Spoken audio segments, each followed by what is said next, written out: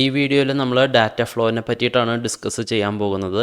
Data flow എന്താണെന്ന് ചോദിച്ചാൽ ഒരു ഡാറ്റ കമ്മ്യൂണിക്കേഷൻ സിസ്റ്റത്തിൻ്റെ അകത്ത് എങ്ങനെയായിരിക്കണം അതിൻ്റെ കമ്മ്യൂണിക്കേഷൻ നടക്കണ്ടേ എന്നുള്ളത് ഡിഫൈൻ ചെയ്യാൻ വേണ്ടി ഉപയോഗിക്കുന്നതാണ് ഡാറ്റ ഫ്ലോ.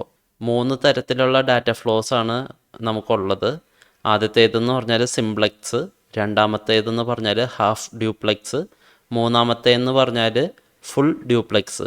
ഈ മൂന്നാമത്തെ ഫുൾ ഡ്യൂപ്ലെക്സിനെ നമ്മൾ വേണമെങ്കിൽ ഡ്യൂപ്ലെക്സ് എന്ന് മാത്രമായിട്ടും പറയാൻ പറ്റും. അതുകൊണ്ട് എക്സാമിന് ചിലപ്പോൾ ഡ്യൂപ്ലെക്സ് എന്ന് മാത്രമായിട്ട് ചോദിക്കുകയാണെങ്കിലും കൺഫ്യൂസ് ആവരുത്. ഫുൾ ഡ്യൂപ്ലെക്സിനെയാണ് അവിടെ കൊണ്ട് ഉദ്ദേശിക്കുന്നത്. ആദ്യം നമുക്ക് സിംപ്ലെക്സ് എന്താണെന്നുള്ളത് ഡിസ്കസ് ചെയ്യാം. ഇതിലെന്ന് പറഞ്ഞാൽ കമ്മ്യൂണിക്കേഷൻ യൂണി ഡയറക്ഷണലാണ്. അതായത് വൺ വേ കൂടെയാണ് കമ്മ്യൂണിക്കേഷൻ പോസിബിൾ ആയിട്ടുള്ളത്. 2 ഡിവൈസ് ഉണ്ടെങ്കിൽ ഒരെണ്ണത്തിന് ഡാറ്റ ട്രാൻസ്മിറ്റ് ചെയ്യാനേ പറ്റത്തുള്ളൂ, മറ്റേതിന് റിസീവ് ചെയ്യാൻ മാത്രമേ പറ്റത്തുള്ളൂ. ഇതിന് പറ്റിയൊരു എക്സാമ്പിൾ എന്താണെന്ന് വെച്ചാൽ, ഇപ്പോൾ ഞാൻ ഈ വീഡിയോ എടുക്കുന്നത്, ഇവിടെ ഞാനാണ് നിങ്ങളുടെ അടുത്ത് സംസാരിച്ചുകൊണ്ടിരിക്കുന്നത്. നിങ്ങൾക്ക് എൻ്റെ അടുത്തേക്ക് തിരിച്ച് സംസാരിക്കാൻ പറ്റുന്നില്ല. സോ ഈ ഒരു എക്സാമ്പിളിൽ ഞാനാണ് ഡാറ്റ ട്രാൻസ്മിറ്റ് ചെയ്യുന്നത്, നിങ്ങളാണ് ഡാറ്റ റിസീവ് ചെയ്യുന്നത്. അതുപോലെ ഇതിന് പറയാൻ പറ്റിയ മറ്റ് എക്സാമ്പിൾസ് എന്തൊക്കെയാണെന്ന് ചോദിക്കുകയാണെങ്കിൽ, നമ്മളുടെ കീബോർഡ്, മോണിറ്ററൊക്കെ ഒരു സിംപ്ലെക്സ് ഡിവൈസായിട്ട് പറയാൻ പറ്റും. അതായത് കീബോർഡ് വെച്ചിട്ട് നമുക്ക് ഇൻപുട്ട് മാത്രമേ പ്രൊവൈഡ് ചെയ്യാൻ പറ്റുള്ളൂ. കീബോർഡ് വെച്ചിട്ട് നമുക്ക് ഔട്ട്പുട്ട് ഡിസ്പ്ലേ ചെയ്യാനോ അല്ലെങ്കിൽ അങ്ങനെയൊന്നും ചെയ്യാൻ പറ്റത്തില്ല. പിന്നെ ഈ ഡാറ്റ ഫ്ലോൻ്റെ അകത്ത് വരുന്ന ഒരു ഇമ്പോർട്ടൻ്റ് ആയിട്ടുള്ള ഒരു ടെർമിനോളജി ഉണ്ട്. അതിൻ്റെ പേരെന്ന് പറഞ്ഞാൽ ചാനലാണ്. ചാനലും കൊണ്ട് ഉദ്ദേശിക്കുന്നത് ഇത്രേ ഉള്ളൂ. നമ്മൾ നേരത്തെ പറഞ്ഞിട്ടുണ്ടായിരുന്നു, ഡാറ്റ കമ്മ്യൂണിക്കേഷൻ സിസ്റ്റം പോസിബിൾ ആവണമെങ്കിൽ അവിടെ ഒരു ട്രാൻസ്മിഷൻ മീഡിയം വേണം. ഈ ട്രാൻസ്മിഷൻ മീഡിയമാണ് ഡാറ്റ ക്യാരി ചെയ്യണേ എന്നുള്ളത്. ഈ പറയുന്ന ട്രാൻസ്മിഷൻ മീഡിയത്തിൻ്റെ മറ്റൊരു പേരായിട്ട് നമുക്ക് ചാനലിനെ കൺസിഡർ ചെയ്യാൻ പറ്റും. അതായത് ചാനൽ എന്ന് പറഞ്ഞാൽ സിമ്പിളായിട്ട് പറയുകയാണെങ്കിൽ അതൊരു ട്രാൻസ്മിഷൻ മീഡിയത്തിനെ പറയുന്ന മറ്റൊരു പേര്, അങ്ങനെ വിചാരിച്ചാൽ മതി.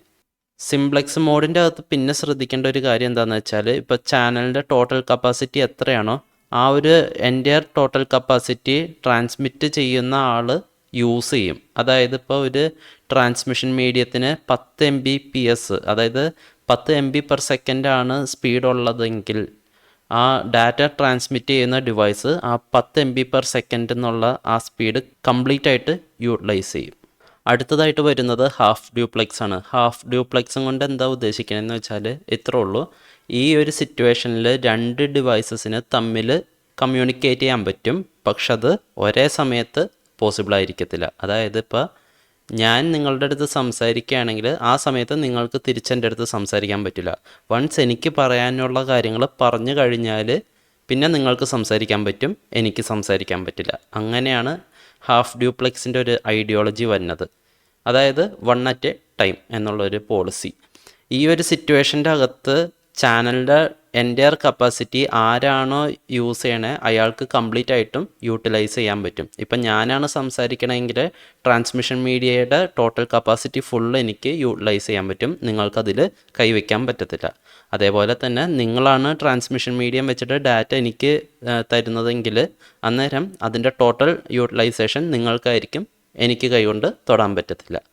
അതുപോലെ തന്നെ നേരത്തെ പറഞ്ഞ പോലെ നമ്മളുടെ 2 ഡിവൈസസിനും കമ്മ്യൂണിക്കേറ്റ് ചെയ്യാൻ പറ്റുമെന്ന് പറഞ്ഞതുകൊണ്ട് ചാനലിൻ്റെ ആ ഒരു ഡയറക്ഷൻ അത് മൾട്ടി ഡയറക്ഷൻ ആയിരിക്കും. അതായത് ലെഫ്റ്റിൽ നിന്ന് റൈറ്റിലേക്കും കമ്മ്യൂണിക്കേറ്റ് ചെയ്യാൻ ഡയറക്റ്റ് ചെയ്യാം, അതുപോലെ റൈറ്റിൽ നിന്ന് ലെഫ്റ്റിലേക്കും നമുക്ക് കമ്മ്യൂണിക്കേറ്റ് ചെയ്യാൻ വേണ്ടിയിട്ട് ഡയറക്ഷൻ പോസിബിളാണ്. മറ്റേ സിംപ്ലെക്സിൻ്റെ അകത്താണെങ്കിൽ നമുക്കിപ്പോൾ ലെഫ്റ്റിൽ നിന്ന് റൈറ്റിലേക്കാണെങ്കിൽ അത് ത്രൂ ഔട്ട് ആ ഒരു കണക്ഷൻ ലെഫ്റ്റിൽ നിന്ന് റൈറ്റിലേക്ക് മാത്രമേ പറ്റത്തുള്ളായിരുന്നു. പക്ഷേ ഇവിടെ 2 ഡയറക്ഷനിലും നമുക്ക് കമ്മ്യൂണിക്കേഷൻ നടത്താൻ പറ്റും. ഇതിന് പറയാൻ പറ്റിയൊരു എക്സാമ്പിൾ എന്താണെന്ന് ചോദിക്കുകയാണെങ്കിൽ, നമ്മളിപ്പോൾ ഏതെങ്കിലും ഒരു ഇടുങ്ങിയ വഴി അല്ലെങ്കിൽ ഒരു പോക്കറ്റ് റോഡൊക്കെ ഉണ്ടാവുമല്ലോ, ഹൈവേ അല്ലാതെ, അവിടെയൊക്കെയെന്ന് പറഞ്ഞാൽ ചെറിയ വഴികളായിരിക്കും. അവിടെ അപ്പോൾ ഒരേ സമയത്ത് 2 വണ്ടികൾ അപ്പുറം ഇപ്പുറം പോകണമെന്നില്ല. അതായത് ഒരു സൈഡിലേക്ക് ഒരു വണ്ടി മറ്റേ സൈഡിലേക്കായിട്ട് പോവുകയാണെങ്കിൽ അത് രണ്ടും ഒരുമിച്ച് പോകത്തില്ല. അങ്ങനെ വരുന്ന സിറ്റുവേഷനിൽ ഏതെങ്കിലും ഒരു സൈഡിൽ കൂടെ പോണ ആൾ ഒന്ന് വണ്ടി നിർത്തിയിട്ട് മറ്റേ സൈഡിൽ നിന്ന് വന്ന വണ്ടി പോണ വരയ്ക്ക് ഒന്ന് വെയിറ്റ് ചെയ്യേണ്ടി വരും. അതാണ് ഹാഫ് ഡ്യൂപ്ലെക്സിന് നമുക്ക് പറയാൻ പറ്റിയൊരു എക്സാമ്പിൾ. 2 വണ്ടികളും ഒരേ സമയത്ത് പോവില്ല, ഏതെങ്കിലും ഒരു ലൈനിലുള്ള ആൾ വെയിറ്റ് ചെയ്തേ പറ്റത്തുള്ളൂ. അതുപോലെ ഹാഫ് ഡ്യൂപ്ലെക്സിന് നമുക്ക് പറയാൻ പറ്റിയ മറ്റൊരു എക്സാമ്പിൾ എന്താണെന്ന് വെച്ചാൽ വാക്കി ടോക്കിയാണ്. വാക്കി ടോക്കിയിലും ഈ പറഞ്ഞ പോലെ ഒരു സമയത്ത് ഒരാൾക്കേ സംസാരിക്കാൻ പറ്റത്തുള്ളൂ, അപ്പുറത്തെ ആൾ കേൾക്കണം. അതേപോലെ അപ്പുറത്തെ ആൾ സംസാരിക്കുമ്പോൾ ഇപ്പുറത്തെ ആൾ കേട്ടിരിക്കണം. അങ്ങനെയാണ് വാക്കി ടോക്കിയും വർക്ക് ചെയ്യുന്നത്. അവസാനമായിട്ട് വരുന്നത് ഫുൾ ഡ്യൂപ്ലെക്സ് ആണ്. ഫുൾ ഡ്യൂപ്ലെക്സിനെ നമ്മൾ ഷോർട്ടായിട്ട് ഡ്യൂപ്ലെക്സ് എന്നും വിളിക്കാറുണ്ട്.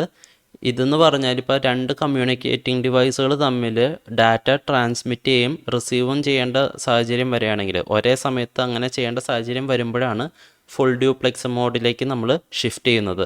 ഫുൾ ഡ്യൂപ്ലെക്സ് മോഡ് അതുകൊണ്ട് നമുക്ക് ഒരു എക്സാമ്പിളായിട്ട് പറയാൻ പറ്റുന്നത് നമ്മുടെ നാട്ടിലെ 2 വരി പാതയാണ്. അതായത് നമുക്ക് ഫോർവേഡ് പോകണമെങ്കിൽ അതും പോവാം, റിട്ടേൺ വരണമെങ്കിൽ അതും പറ്റും. അത് ഫുൾ ഡ്യൂപ്ലെക്സ് മോഡ് പോലെ നമുക്കൊരു എക്സാമ്പിളായിട്ട് പറയാൻ പറ്റുന്ന ഒരു എക്സാമ്പിളാണ്. പിന്നെ വരുന്ന ഒരു വ്യത്യാസം എന്താണെന്ന് വെച്ചാൽ ഷെയറിങ്ങിലാണ് വ്യത്യാസം തന്നെ. അതായത് ഇതിന് മുന്നേയൊക്കെ നമ്മൾ പറഞ്ഞിട്ടുണ്ടായിരുന്നു, അതായത് ഹാഫ് ഡ്യൂപ്ലെക്സിലാണെങ്കിൽ ഇപ്പോൾ ഒരു ആൾ ഡാറ്റ സെൻഡ് ചെയ്യുകയാണെങ്കിൽ ചാനലിൻ്റെ ഫുൾ യൂട്ടിലൈസേഷൻ അയാൾക്കായിരിക്കും, മറ്റേ ആൾക്ക് അതുമ്പോൾ തൊടാൻ പറ്റില്ല എന്നൊക്കെ പറഞ്ഞിട്ടുണ്ടായിരുന്നു. പക്ഷേ ഫുൾ ഡ്യൂപ്ലെക്സിലേക്ക് വരുമ്പോഴേക്കുള്ള വ്യത്യാസം എന്താണെന്ന് വെച്ചാൽ 2 കമ്മ്യൂണിക്കേറ്റിംഗ് ഡിവൈസുകൾ ഒരേ സമയം കമ്മ്യൂണിക്കേറ്റ് ചെയ്യുകയാണല്ലോ. അതുകൊണ്ട് ആ ചാനലിൻ്റെ കപ്പാസിറ്റി പപ്പാതിയായിട്ട് സ്പ്ലിറ്റ് ചെയ്യും. അതായത് ഇപ്പോൾ 20 MB/s ആണ് ചാനലിൻ്റെ ട്രാൻസ്മിഷൻ സ്പീഡെങ്കിൽ ഫുൾ ഡ്യൂപ്ലെക്സിൻ്റെ അകത്ത് വരുമ്പോൾ ആദ്യത്തെ കമ്മ്യൂണിക്കേറ്റിംഗ് ഡിവൈസിന് ഒരു 10 MB/s സ്പീഡും രണ്ടാമത് ഉള്ള കമ്മ്യൂണിക്കേറ്റിംഗ് ഡിവൈസിനും 10 MB/s എന്നുള്ള സ്പീഡായിട്ട് സ്പ്ലിറ്റ് ചെയ്തായിരിക്കും വരാം.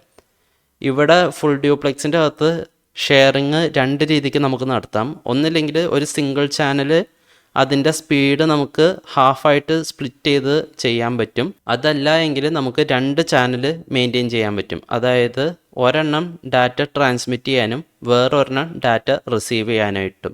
അങ്ങനെ 2 രീതിക്ക് ഫുൾ ഡ്യൂപ്ലെക്സ് വെച്ചിട്ട് നമുക്ക് ഷെയറിങ് പോസിബിൾ ആക്കാൻ പറ്റും. ഫുൾ ഡ്യൂപ്ലെക്സിന് പറയാൻ പറ്റിയ റിയൽ വേൾഡ് എക്സാമ്പിൾ ഒരെണ്ണം ഞാൻ ഓൾറെഡി പറഞ്ഞിട്ടുണ്ടായിരുന്നു, 2 വരി പാത എന്നുള്ളത്. അതല്ലാതെ പിന്നെ പറയാൻ പറ്റുന്നത് നമ്മളുടെ നോർമൽ ഫോൺ കോൺവെർസേഷൻസ് ആണ്. അതായത് ഇപ്പം നമ്മൾ സംസാരിക്കുമ്പോൾ അപ്പുറത്തിരിക്കുന്ന ആളുടെ വീട്ടിലെ ബാക്ക്ഗ്രൗണ്ടിലുള്ള വോയിസ് ഒക്കെ നമുക്ക് ചില സമയത്ത് കേൾക്കാൻ പറ്റൂലേ. അത് ഫുൾ ഡ്യൂപ്ലെക്സ് കമ്മ്യൂണിക്കേഷൻ ആയതുകൊണ്ടാണ് നമുക്കതങ്ങനെ കേൾക്കാൻ പറ്റുന്നത്. ഇപ്പോൾ ഹാഫായിട്ടുള്ള ഡ്യൂപ്ലെക്സ് ആയിരുന്നെങ്കിൽ ഞാൻ സംസാരിക്കുമ്പോൾ എനിക്ക് ഓപ്പോസിറ്റ് അത് കേൾക്കണ ആളുടെ അവിടെ ഉള്ള ബാക്ക്ഗ്രൗണ്ട് സൗണ്ടും കാര്യങ്ങളൊന്നും കേൾക്കാൻ പറ്റത്തില്ലായിരുന്നു. ഇത്രയാണ് ഫുൾ ഡ്യൂപ്ലെക്സും കൊണ്ട് ഉദ്ദേശിക്കുന്നത്. ഡാറ്റ ഫ്ലോ എന്ന് പറയുന്ന കോൺസെപ്റ്റ് 5 മാർക്കിന് ഇതിന് മുന്നത്തെ എക്സാംസിന് ചോദിച്ചിട്ടുണ്ട്. അപ്പോൾ അതും അത്യാവശ്യം ഇമ്പോർട്ടൻ്റ് ആണ്. ലിറ്ററലി ഈ ഒരു സബ്ജക്റ്റിൻ്റെ അകത്ത് വരുന്ന എല്ലാ സാധനങ്ങളും ഇമ്പോർട്ടൻ്റ് ആണ്. ഇന്നിപ്പോൾ ടൈം ടേബിൾ വന്നിട്ടുണ്ടായിരുന്നു, എക്സാമിന് ആകെപ്പാടെ ഒരേ ഒരു ദിവസത്തിൻ്റെ ഗ്യാപ്പേ ഉള്ളൂ. കോൺസെപ്റ്റ് ഒരുപാട് പഠിക്കാനുണ്ട്. അപ്പോൾ ജസ്റ്റ് പാസ്സൊക്കെ ആവണമെങ്കിൽ ഏറ്റവും എളുപ്പമുള്ള വഴി എന്താണെന്ന് വെച്ചാൽ ഒരു 2 മൊഡ്യൂൾ അല്ലെങ്കിൽ 3 മൊഡ്യൂൾ പക്കയായിട്ട് പഠിച്ചാൽ മതി. കാരണം ഓരോ മൊഡ്യൂളിലും നമുക്ക് 24 മാർക്ക് വെച്ച് മിനിമം ചോദിക്കുന്നുണ്ട്. എനിക്ക് തോന്നുന്നത് 5ാമത്തെ മൊഡ്യൂളിൽ മാത്രമേ ആകെ 11 മാർക്കിന് ഇതുവരെ ചോദിച്ചിട്ടുള്ളൂ. ബാക്കിയെല്ലാം 24 മാർക്കിനും 29 മാർക്കിനൊക്കെ ചോദിക്കാറുണ്ട്. സോ 2 മൊഡ്യൂൾ ഒന്നും വിടാതെ പഠിച്ച് പക്കയായിട്ട് എഴുതുകയാണെങ്കിൽ സുഖമായിട്ട് പാസ്സാവുന്ന പേപ്പറാണ് കമ്പ്യൂട്ടർ നെറ്റ്വർക്ക്. പക്ഷേ പഠിച്ചില്ലെങ്കിൽ പ്രശ്നമാണ്.